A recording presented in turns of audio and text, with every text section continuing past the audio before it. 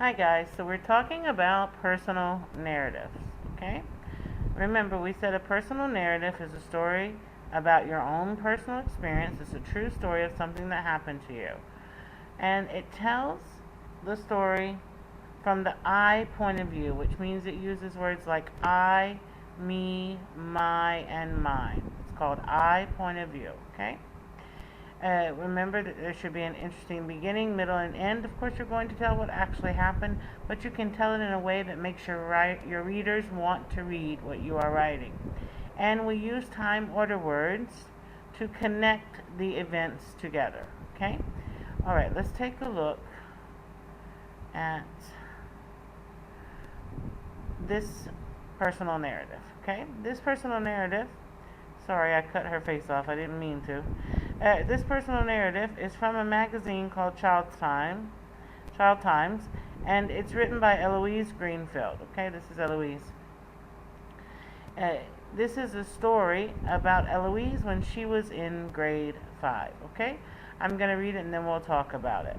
When I was in the 5th grade, I was famous for a whole day, and all because of a play. The teacher had given me a big part, and I didn't want it. I like to be in plays where I could be a part of a group, like being one of the talking trees, or dancing or singing in the glee club, but having to talk by myself,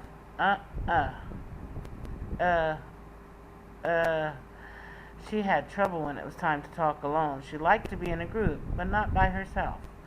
I used to slide down in my chair and stare at my desk while the teacher was giving out the parts, so she wouldn't pay any attention to me. But this time, it didn't work. She called on me anyway. I told her I didn't want to do it, but she said I had to. I guess she thought it would be good for me. She tried to keep her teacher from calling on her by slouching down in her desk, but teacher called on her anyway. On the day of the play, I didn't make any mistakes. I remembered all of my lines. Only nobody in the audience could hear me. I couldn't make my voice come out loud. For the rest of the day, I was famous. Children passing by my classroom door, children on the playground at lunchtime, kept pointing at me and saying, "That's the girl. That's the one who didn't talk loud enough." Okay, so she wasn't famous for being good in the play. She was famous for not raising her voice. Okay? So she starts by telling us what happens in the beginning, how she feels about plays.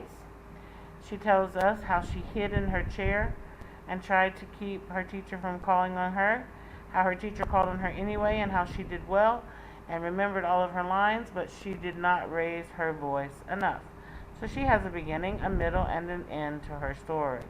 She also tells you how she felt, how she was shy being on stage alone, how she didn't have any problems. She liked actually to be in the group and to be a part of a group of actors working together, but not to do things alone. All right? She also talked about how she was famous the rest of the day for not being the girl who was able to talk loud enough. So she probably felt pretty embarrassed that she was the one that couldn't raise her voice. Okay? All right, let's move on. Our next personal narrative is by a boy in grade 4, just like you. His name is Jeff Andrews. Misty and me. I'll never forget the day my cat Misty had kittens. Cats like to have a warm, private place to have their kittens. So my dad and I made a bed out of a large basket and an old baby blanket. We put it in my closet and left the door open a little. After that, we left to do an errand. Okay, so they left the basket in the closet so that the cat could go inside and have her kittens while they were gone. When we got back, we couldn't find Misty. I was very worried.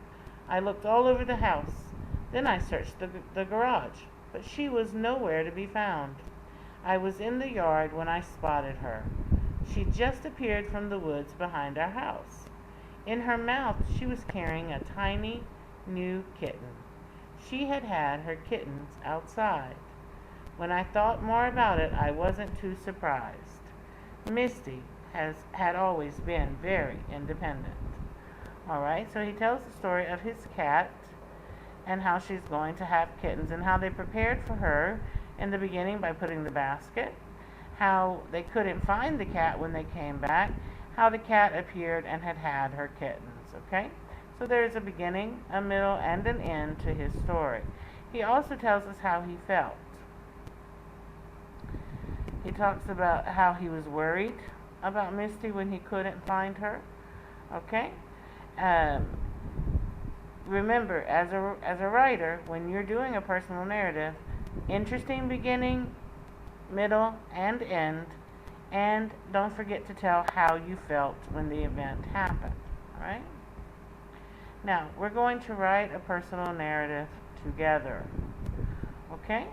So I have a list of events that happened, that I have put them in order, and we're going to do an example together. So you need to write this on page 17B in your Language Arts Practice Book. 17B in the Language Arts Practice Book. You have a chart just like this with 8 lines, okay? So you need to add these notes for our example of a personal narrative. This is the first example that we're going to do together as a class. All right? We also completed in class today 17A. Page 17A, okay? So you'll need to do that as well. All right? Now, let's take a look at these events. Each year, 4th graders participate in the town-wide science fair. We thought about what we wanted to learn about. We went to the library to do research. We decided to do an experiment about decay. Everyone participated and contributed to our display. The work that we did was hard, but we had fun doing it. We presented our topics at the science fair, and we won 2nd place. All right? So we're going to take these sentences, we're going to put them together. Some of them are not complete sentences. See here, we don't have a subject. We're going to add that as we write our sentences together. Missing here a subject also. Remember, when we make notes, we don't have to write complete sentences. Okay? We're going to take these sentences, put them into paragraph form, and we're going to write our paper. All right? You will see the paper posted on Smart Schools where we put the sentences together for our personal narrative. Okay? I'm just going to take the sentences from my chart and put them in paragraph form. All right? This is our first example of a personal narrative. Okay? See you in the next video. Don't forget to look for the document next to the video that has the personal narrative example written in paragraph form. Bye-bye.